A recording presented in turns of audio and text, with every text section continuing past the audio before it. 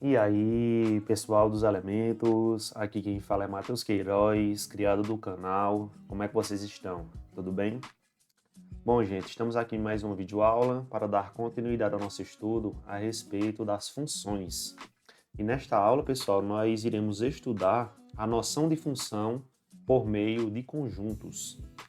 Através dessa noção de função por meio de conjuntos, a gente vai ter condições de definir formalmente o que é uma função. Na aula anterior, a gente estudou a noção intuitiva de função.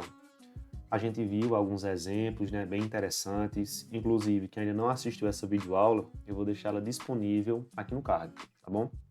Então, nesta aula de hoje, nós veremos essa noção de função através de conjuntos. Então, bora lá, gente. Bom, olha só o que diz aqui, ó. Para caracterizar de modo mais preciso a noção de função, devemos recorrer às noções sobre conjuntos.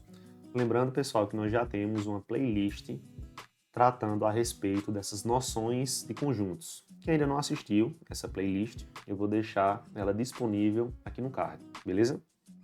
Bom, dando continuidade aqui, olha só. Vamos considerar, por exemplo, os conjuntos A e B. O conjunto A ele tem os seguintes elementos: 0, 1, 2 e 3. E o conjunto B tem os seguintes elementos: menos 1, 0, 1, 2 e 3. Tá bom? Com base nesses dois conjuntos, nós iremos observar algumas relações entre os elementos de A e B. Lembrando, pessoal, relações podem ou não ser funções, tá bom? E aqui, através da definição de função que eu irei apresentar para vocês, a gente vai conseguir distinguir quando uma relação é uma função e quando uma relação não é uma função, tá bom? Vamos analisar agora, pessoal, 4 relações que eu vou trazer para vocês, envolvendo aqui esses dois conjuntos A e B. Primeira relação. Bora fazer a análise aqui, ó. Vamos associar a cada x pertencente a A o elemento y pertencente a B, tal que y é igual a x mais 1. E aqui, pessoal, eu coloquei os conjuntos A e B representados aí no diagrama de Venn. E nós já entendemos o que é um diagrama de Venn através das aulas sobre conjuntos, não é isso? Só que a gente precisa entender o que é que essa relação está querendo trazer para a gente. Bom, primeiro, o x é um elemento de A. Então, olha só, o x pode ser o 0, 1, o 2 ou 3, beleza? E o y é um elemento de B. Y pertence a B. Então, o y pode ser menos 1, 0, 1, 2 ou 3, certinho? E qual é a relação que existe entre o x e o y? A relação é essa, que o y é igual ao x mais 1. É muito simples, pessoal. Basta você pegar um valor para x e adicionar uma unidade que vai ser o seu y. Por exemplo, vamos fazer aqui de vermelho. Se o x ele for 0, o y ele tem que ser 1, porque o y é igual ao x mais 1. Se você pegar o 0 e adicionar uma unidade, você vai obter 1, não é verdade? Bom, beleza. Agora, se o x for 1, quem vai ser o nosso y? Ora, se o x for 1, o y será 2, porque o y é x mais 1. E 1 mais 1 dá 2. Se o x for 2, 2 mais 1 dá 3. Ah, professor, e se o x ele for 3? Se o x for 3, o y tem que ser 4. Só que y não pode ser 4 nessa nossa situação, porque o 4 não é um elemento aqui do conjunto B. Pronto. Então, a relação que a gente estabeleceu entre esses dois conjuntos é essa daqui que vocês estão vendo. Essa estrutura aqui, pessoal, ela é chamada de diagrama de flechas. Diagrama de flechas. A gente representou cada conjunto através do diagrama de Venn, e quando a gente faz essa ligação entre os elementos do conjunto A com o conjunto B, a gente obtém o que chamamos de diagrama de flechas. Beleza? Então, tranquilo demais, né? Essa primeira relação. Ah, professor, essa relação, ela é uma função? Não sabemos ainda, porque eu ainda não apresentei a definição formal de função. Nós veremos mais à frente. Bora ver outra relação aqui, a nossa segunda relação. Olha só. Vamos associar a cada x pertencente a A o elemento y pertencente a B, tal que y ao quadrado é igual a x ao quadrado. Ah, professor, o que eu percebi aqui é que a lei de associação mudou. Os conjuntos são os mesmos, o conjunto A e o conjunto B são os mesmos, mas a lei de associação é diferente. Na relação anterior, y é igual a x mais 1, pessoal, é a nossa lei de associação.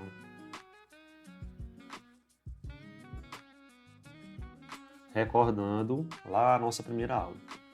Já na segunda relação, a nossa lei de associação é essa.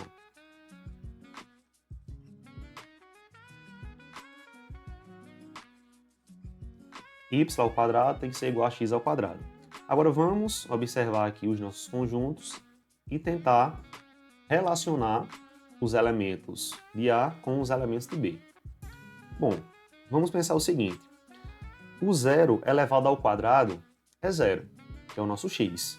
Agora, quem aqui no conjunto B elevado ao quadrado vai ser zero também? Obviamente, pessoal, é o próprio zero. Vocês concordam? Zero ao quadrado é igual a zero ao quadrado. Então, a gente utilizou essa lei de associação para relacionar o zero do conjunto A com o zero do conjunto B. Agora, cuidado. Vamos ver aqui quando o x for igual a 1. 1 ao quadrado é 1. Então, a gente já sabe que 1 ao quadrado aqui do conjunto B também é igual a 1. Só que tem um detalhe. Menos 1 ao quadrado também é igual a 1, pessoal. Então, esse 1 aqui do conjunto A, ele vai ter duas associações com elementos do conjunto B. Ele pode estar associado com o menos 1 ou com 1. Vamos só colocar aqui de forma explícita para vocês verem melhor, pessoal. 1 ao quadrado é igual a 1 ao quadrado. E menos 1 ao quadrado é igual a 1 ao quadrado. Por isso que esse 1 aqui, que é um valor de x no conjunto A, ele está associado ao menos 1 e a 1, que são os y do conjunto B. Certinho? Bom, continuando. O 2. 2 ao quadrado é 4. Então, no conjunto B, a gente só tem apenas o 2 aqui, que é elevado ao quadrado, também vai ser 4. Então, o 2 está relacionado com 2. E, de forma análoga, o 3 estará associado com 3. Simples demais, não, gente? Bom, então, essa é a nossa segunda relação, que associa os elementos x do conjunto A com os elementos y do conjunto B. Eu acho que vocês perceberam que essa segunda relação foi totalmente diferente da primeira relação. E o que faz essas relações serem distintas é a lei de associação aqui, porque os conjuntos são iguais. Bom, pessoal, vamos agora para a nossa terceira relação. Bora lá. Terceira relação. Vamos associar a cada x pertencente a A o elemento y pertencente a B, tal que y é igual a x. Olha aqui a nossa lei de associação. O y tem que ser igual a x.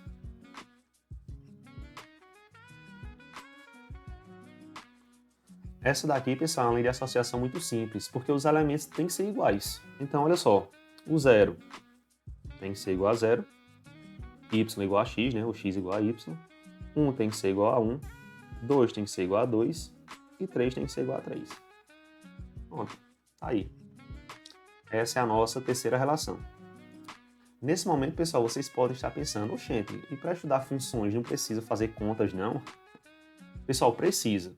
É porque as leis de associação que a gente viu até o momento, até essa terceira relação, são leis bem tranquilas, né? Que dá pra gente associar esses elementos sem fazer contas. Mas nós veremos que na nossa quarta relação, a gente vai precisar fazer contas porque de cabeça já fica um pouquinho complicado.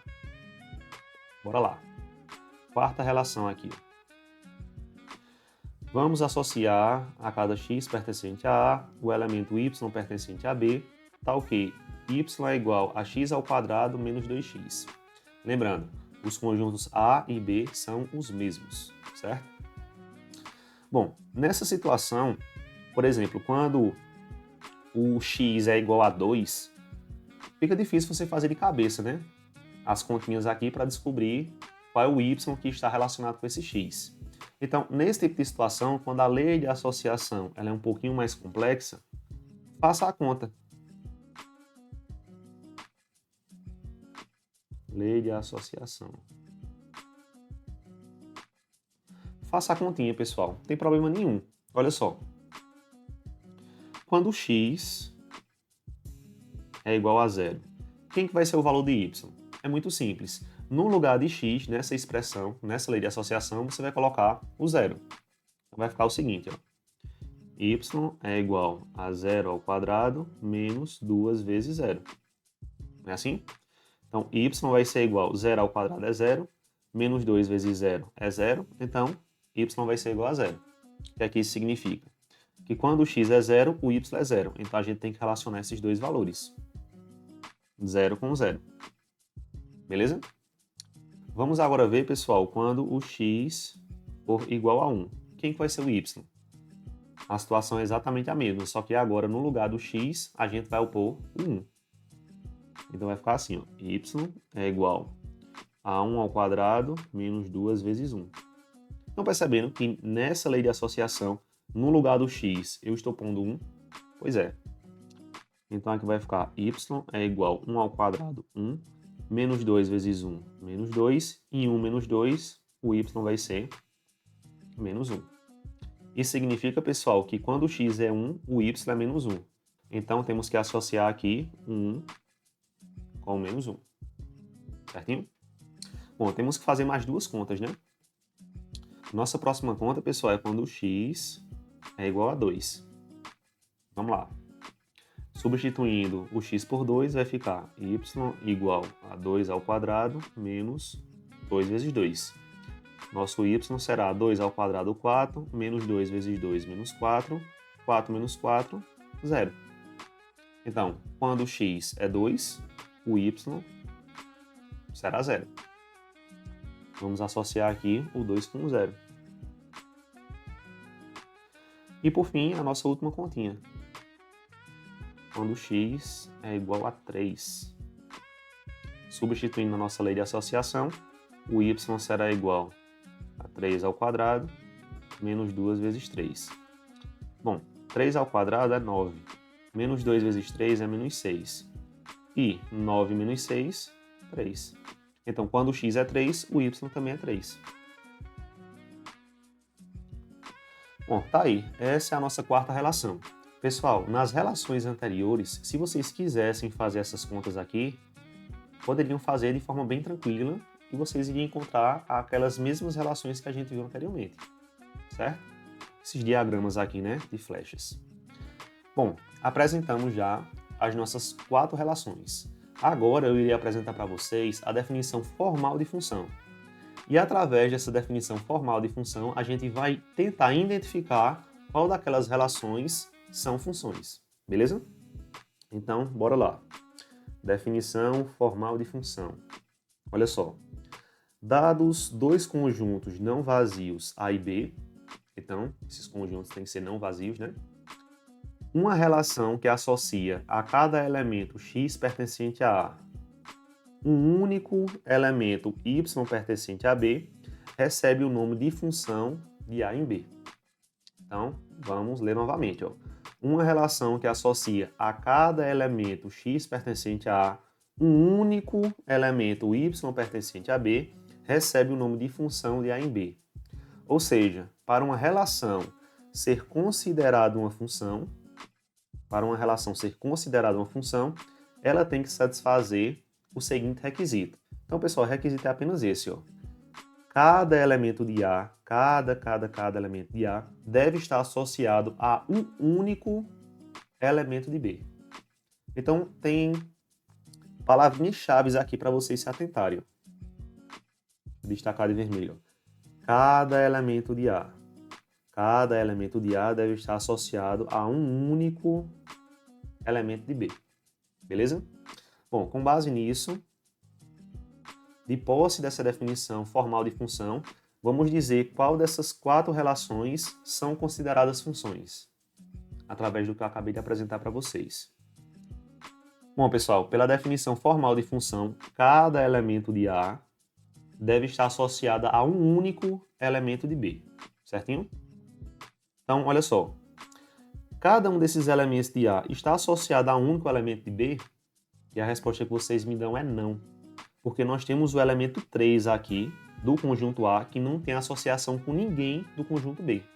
Então ela quebra a definição de função. Então aqui, pessoal, olha só, não é função. Não é função. Porque cada um dos elementos de A tem que estar associado com um único elemento de B. Só que esse 3 aqui ele não está associado com ninguém de B. Então isso não pode, não é função. Certo? Segunda relação. Será que essa relação é uma função? Vamos ver. Cada um dos elementos de A estão associados a um único elemento de B? E a resposta que vocês me dão é que não. Porque nós temos esse elemento 1 aqui, ó. Esse 1 ele está associado a dois elementos de B. Isso não pode. A definição diz o seguinte: cada elemento de A deve estar associado a um único elemento de B. Esse 1 ele tem associação com menos 1 e com 1. Isso não pode. Então também, pessoal, não é função. Vamos destacar aqui, né, os problemas. Esse 3 aqui, ó, sem ter associação, não pode. Não pode, não pode. Esse 1 aqui está associado a dois elementos de B, também não pode, então não é função. Vamos ver nossa terceira relação. Nessa terceira relação, cada elemento de A está associado a um único elemento de B? Sim, correto. Ó. Cada um dos elementos possui associação e cada uma dessas associações é apenas relacionado com um único elemento de B. 0 com 0, 1 com 1, 2 com 2, 3 com 3. Então aqui, pessoal, é uma função. É função. Tá aí. Show? E por fim, a nossa quarta relação. Será que essa quarta relação é ou não é uma função? Vamos ver, vamos analisar através da nossa definição formal. Cada elemento de A está associado a um único elemento de B? E aí? Com certeza sim, pessoal.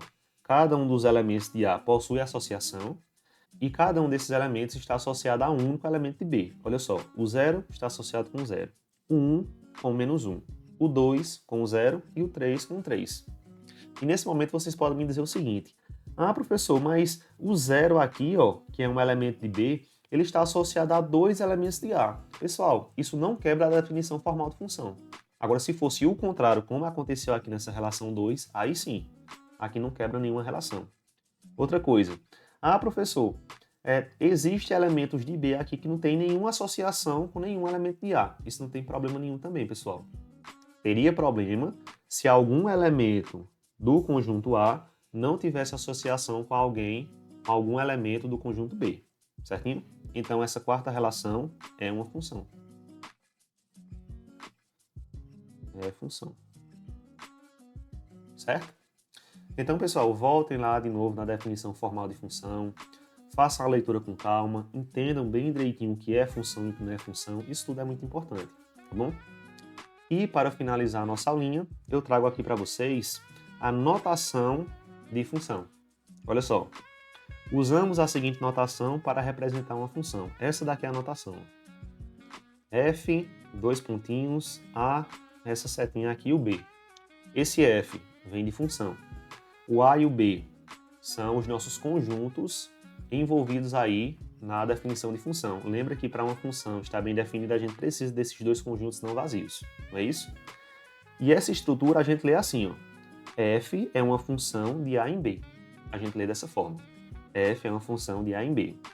Se tivesse escrito assim, ó,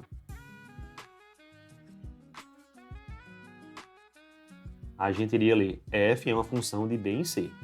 Se no lugar do F tivesse um G, G é uma função de B em C. Então, sempre lê dessa forma, tá bom? Olha o que diz aqui, pessoal. A função f, ela transforma x de A em y de B. E a gente pode representar isso dessa forma. A função f transforma o x, que é um elemento de A, em y, que é um elemento de B. E essa transformação, ela vem através da nossa lei de associação. Certinho? Então, para facilitar aqui a nossa vida, a gente geralmente escreve esse y dessa forma, f e entre parênteses aqui um x. E a gente lê y é igual a f de x. O que é que isso significa em termos práticos, né? Significa uma coisa que a gente já viu na aula anterior. Que y é dado em função de x. Lembra que a gente viu isso aqui na aula anterior? Y é dado em função de x. O que é que isso significa? Que o x é a nossa variável independente. A gente sabendo o valor dessa variável independente e utilizando a lei de associação, a gente consegue determinar o y, que é a nossa variável dependente. E esse esquema aqui, ó, esse diagrama de flechas, ele explica isso de forma muito simples, muito tranquila. Aqui nós temos o conjunto A, temos o conjunto B. No conjunto A, nós temos os nossos elementos x, e esses elementos x eles são transformados pela função f nos elementos y. Então, a função f transforma x de A em y de B. Bom, pessoal, e essa daqui é a noção de função por meio de conjuntos. Eu acredito aí que vocês compreenderam tudo, né? Mas se ficaram com alguma dúvida, deixe essas dúvidas aí nos comentários, que a gente tenta explicar tudo isso de uma forma melhor. Se teve alguma coisa nessa videoaula que agregou no seu conhecimento, deixa teu like aí, compartilha essa aula com um amigo, se inscreve no canal se ainda não for inscrito e aguardem as próximas aulas. Valeu, pessoal, e até mais!